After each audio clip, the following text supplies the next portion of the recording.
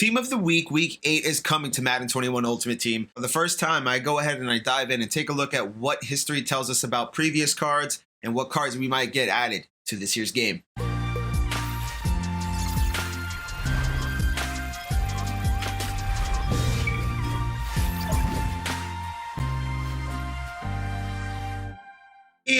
What's going on, everybody? What's good? It's your boy Rob, aka Roboto, and wow, I think this is the first time I'm going to come out and admit that we got a brand new series, and I'm kind of interested in seeing how this one goes. I'm kind of doing this on the fly. Got a random idea to do this. It's involving Team of the Week. I was noticing some things, some trends, some stuff that I liked in previous weeks, some names that are interesting. So we're just going to go ahead and go over a couple things in Team of the Week and some predictions for both current and past players that we could be getting new cards for. But before we jump in, just want to say, if you're new here, appreciate you for stopping by. Thanks for even clicking on this damn video and hitting play. Much love for that. Hit the subscribe button if you are new. Show your love. That's the best way you can do it. Thumbs up. It's free. It's the best way to show me some support. So I appreciate you guys for that. You can also follow along right here at all the socials. Twitch, of course, follow me on Twitch. I'm going to be going live maybe a little later today, even tomorrow night. Definitely will be going live for a special Tuesday night stream, just hanging out, doing some MUT stuff, having a good time. And if we get a like goal, 30 likes, 30 thumbs up, I'll open a Team of the Week bundle as soon as we hit that goal, either this week or next week or the week after. I don't know. We'll figure it out. We'll see what happens. Team of the Week, once again. So for those who don't know, who might be new, who might be kind of thinking like, why the hell you're doing this? What's the idea? What's going on here? So Team of the Week, this year's setup is interesting. We're getting a Player of the Week card. We're getting 2 legends, or what I'll call them in this case is throwback heroes. So we're getting 2 guys of yesteryear, guys who are not active right now in the NFL. Even though a guy like Arian Foster was in a couple years ago, he's not active on the team right now. He's retired, he's gone. So these are important caveats to note. And there's also an LTD, but the LTD card is based on a player that's currently in the league, but he had a great past performance. So I remember in weeks past, we had somebody like a Mark Andrews, for example. I believe week 2 was Mark Andrews, and we had him in there, and people were like, oh, why the hell are we getting this Mark Andrews card? Well, the criteria states for Team of the Week is that we're going to get that for these players. We're going to get that for Team of the Week, how that's going to be set up. So just to go over some names in previous weeks past, LTDs in particular, TJ Watt, Mark Andrews, like I said, JJ Watt, AJ Green, Chris Harris, Stephon Diggs, and Joey Bosa was week 7. And then Player of the Week, this card right here, aka the player who had the best performance, the most standout performance, or also as we matriculate through the year, you know, a guy who needs an upgrade, right? Like a guy who could get a Team of the Week upgrade, and we won't sit there and be kind of upset about it if he does get one, right? You could get an all-pro guy, you know, from a guy like Davante Adams, or even somebody like Derrick Henry, MVP candidate like Derrick Henry, all the way to a guy kind of like Shaq Barrett, right? Or a rookie like Chase Claypool had a big game. Why not get him in the game, get him a new card? So Player of the Weeks in the past have included Davante Adams, Dak Prescott, Shaq Barrett, Odell Beckham Jr., Chase Claypool, Derrick Henry, Tyler Lockett. So going off that, current players, usually they're position players, skill position players. There's only really one defensive guy there anyway, Shaq Barrett, and he had a great game that week. So these are important things to keep in mind. So for the LTDs, the time range we're looking at is 2012-ish to 2019. 2012 is really, we're only going back to 2012 is you're talking Brady, you're talking Drew Brees, you're talking some of these guys who are older right now that are in the league, who have been in the league for almost a decade now. Those guys, there might be some earlier, maybe 07, like I said, a Brees could come up in this, but that's the time frame we're looking at. Current, obviously, everybody, the performance for this week. And I'm not going to go into the smaller guys, the plus ones, if you will, unless they come up as names for Player of the Week. So the offensive hero and defensive hero. In the past, we've got offensive heroes, and it's a wide range, but it's interesting how it's getting broken down. We've had Arian Foster, Marvin Harrison, Mike Allstott, Sean Alexander, Randall Cunningham, Shannon Sharp, Will Shields. Defensive side of the ball, Bryant Young, DeQuell Jackson, Cortland Finnegan, O.C. Umenyiora, Lance Briggs, Johnny Abraham, Rodney Harrison. All right, so a lot of that, through that whole setup there that they got going on, I've numbered it out, I mapped it out, and the legends, the throwback heroes, if you will, those guys, we've gotten at least one per position. Okay, so it's interesting that we've gotten one quarterback, one fullback, one wide receiver. We've only doubled up running backs and defensive ends. So that could be something to keep in mind. We also got Will Shields as a guard, which is an interesting choice. I don't know if we'll ever have a player of the week offensive lineman. And for all intents and purposes, I'm just going to ignore offensive linemen too. So just getting that out of the way too.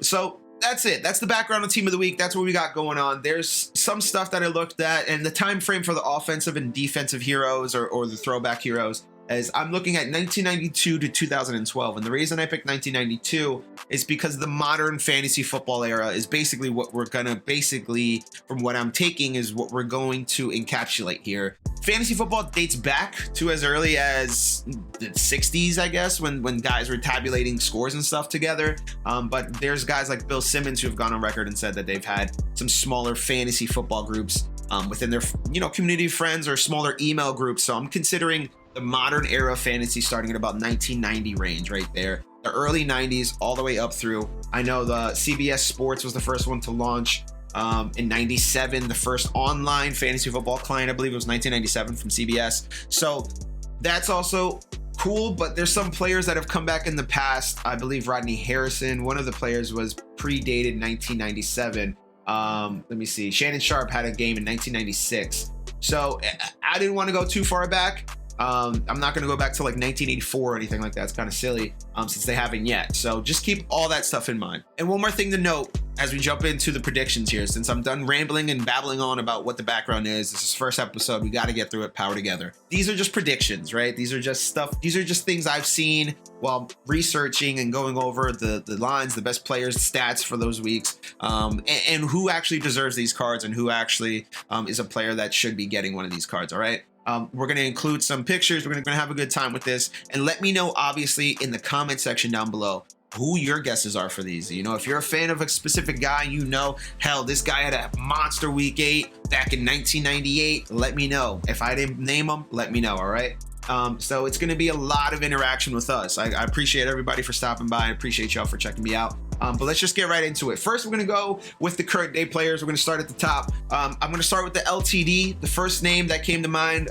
There's a couple names in this. I'm going to go over all the names. First up, we're going Nick Boson. Now, I know he's out for the season, and I think that's a prime reason why we should just get his LTD, give it to him, kind of get him out of the way. His brother, Joey Bosa, just got an upgrade last week. I think it'd be a kind of fun little, tip of the hat to the Bosa brothers to get back-to-back LTDs. He can be the same overall as his brother at about a 92 is what I'm going to estimate. The game in question is from 2019. It was the Carolina Panthers versus San Francisco 49ers. San Fran went on to be 7-0. They beat the Panthers 51-13. 51-13. That was a monster game. Bosa in particular, we can go over the stats for everybody, but we're not going to bore you with that. Bosa in particular had an interception, 1 pass deflection, 3 sacks, 4 total tackles, 3 tackles for loss, and 3 QB hits. So Bosa had a monster game there. Some of the other names, and we're going to go over it before we jump into the highlights. Drew Brees was coming up a lot. Drew Brees. Tom Brady came up a couple times in years past. We also have the thing too here to consider for LTDs. We want to go big with the names most likely, but not too big to the point of we're taking out names that are going to eliminate from master sets later on. So like a Tyreek Hill, maybe he'll get one, but I doubt it'd be like an LTD. They want to do something that I can do with packs and sets for a while, I would assume. So, and one name in particular, if I had to rank my top 5 names here, Bosa's number 1 for me. Number 2 is Drew Brees. He had 2 pretty decent week 8 games. He had one in like 2015 and one other in 2004. So that'd be cool if he got the little Chargers uniform. That'd be kind of sick. So Bosa, Brees, Deshaun Watson had a solid game also in 2018. Mark Ingram, 2014 when he was with the Saints, and Alex Smith, when he was with the 49ers, I believe, had a pretty solid game. So those would be my predictions, but overall, I'm picking Nick Bosa. Player of the week, I think this choice is kind of obvious, but I think it's going to come with a little controversy. I'm going with Patrick Mahomes, quarterback from the Kansas City Chiefs. Now, he did get a player team of the week upgrade, a +1 early in the year. He hasn't gotten a card yet, like a main master card or anything, a player of the week card or even an LTD. So I'm going to go Patty Mahomes here. He had a hell of a game, but the most important thing to note here is there are guys who do deserve this player of the week card for sure. Dalvin Cook had a 5-touchdown game. DK Metcalf had a huge game. Devontae Adams, huge game. Russell Wilson, per usual. Tyreek Hill had a good game too. Alvin Kamara had a good game. But I'm kind of beaten in the middle here. And the third best fantasy game, according to ESPN.com, was Patrick Mahomes. The reason why I'm picking Mahomes over Metcalf, Cook, Devontae Adams, Patrick Mahomes needs that +1. He needs like a card, right? We need a Patrick Mahomes Team of the Week card. Boom. So there you go. You can do that for him. DK just got a good card at 89 overall, so I doubt they'd give him an 89 and 91 really quick like that. Dalvin Cook also just got a limited time, so I doubt they'd give him a 91. I think they're going to be 91s this week, and we're going to stick that out at least through this week, and the next week we'll switch over to 92, 93. And Devontae Adams already got a Player of the Week and a +1. So I think Dalvin Cook, DK could easily get +1s. Robert Woods is a candidate to +1. Corey Davis could get a card. Tyreek Hill +1 for sure. Kamara +1. There's a couple guys there on the offensive side of the ball that could get some +1s. As far as the defense side of the ball, I'm not too defense side of the ball. I mean, you could pick anybody on the Eagles pretty much. They had some guys returning. So keep that in mind though. Player of the Week, it's mostly going to be offensive side of the ball there. So next up is going to be the offensive hero or the throwback hero. And my pick, we're going to the way back. This would be the oldest player to get a Team of the Week card, and I think it would be well deserved for this player. Sterling Sharp, wide receiver, Green Bay Packers. As you can see, he's full in stride right there. I'm giving it to him because of this monster game he had way back in 1993 against the Tampa Bay Buccaneers on week 8. Sterling Sharp, Brett Favre, I mean, it was just a monster combination. But Sterling Sharp went off. 10 receptions, 147 yards, 4 touchdowns. He also rushed the ball once for 5 yards, and he threw a pass for a yard. So it's a pretty solid game from him, but he had 4 touchdowns, 147 yards, 10 receptions. That's a monster game from him. So I think it's kind of in line of what to expect for a Team of the Week card. He's not too big of a name. He's not too small of a name. He's right there because there's other huge names on here. Calvin Johnson's a huge name. Chris Johnson, CJ2K is a huge name. Torrey Holt's pretty big name. Steve McNair. There's a bunch of interesting bigger names here. Jim Kelly, Terrell Davis, Antonio Gates. There's a bunch of interesting names there. So I had to pick Sterling Sharp. I think he's going to be right there in the middle, and he's not going to cause too much drama, confusion, and I don't think he really needs a better card than what he'd get. He'd probably get a 91. My other options included Priest Holmes, Jeff Garcia, like I said, Chris Johnson, CJ2K, and Calvin Johnson, Megatron. He's one of those guys that might be too big for this promo, like his name, and probably literally himself too, but his name value is just too huge. That EA I don't think would do it on a Team of the Week for him. Calvin Johnson, so he had a huge week 8 in 2013. Huge week 8. Like it was, according to NFL.com, it's the second most points by any player in week 8 NFL history. He had 14 receptions, 329 yards, and a touchdown. He had 329 receiving yards. 329 receiving yards. Huge game, but I just think this promo is not for Calvin Johnson. I think it's for a guy like Sterling Sharp, a very good receiver, solid receiver, would be great for Packers, and they have Devontae and Sterling Sharp. We're going to go into the last player, the throwback defensive hero, and I think this one's also kind of a no-brainer and would be super fun. Mike Vrabel, and the game in question here is actually this game. I believe it's this game. He's sacking Jason Campbell. You remember Jason Campbell was going to be the next, second coming, mobile, active, moving quarterback for the Washington football team, as it was known. Not back then was not the Washington football team, excuse me. But Mike Vrabel would be a great choice. I think he's an awesome choice for an outside linebacker. It was a 52-7 route.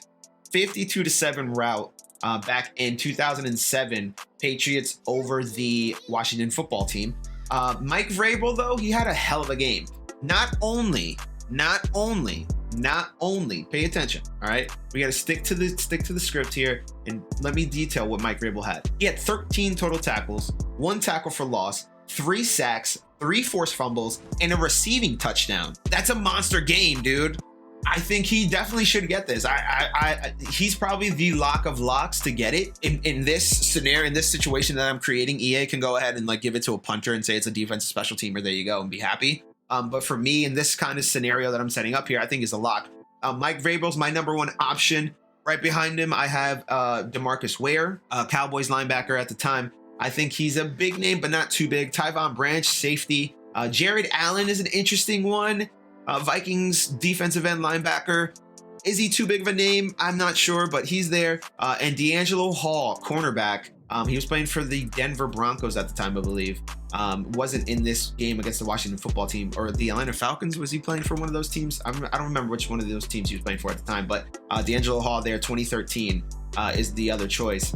Some other names I threw on there: Jairus Byrd in 2011, Aqib Talib 2010, Brandon Flowers in 08, Dre Bly in 2004. Could we get a Dre Bly upgrade? Maybe. That'd be interesting. Marcus Coleman in 2000. Leslie O'Neal in 1995. So that's all the defensive hero options I had. All right, so here is the final layout list selection, the whole shebang here for the team of the week that I factored in. Again, Patrick Mahomes, player of the week prediction.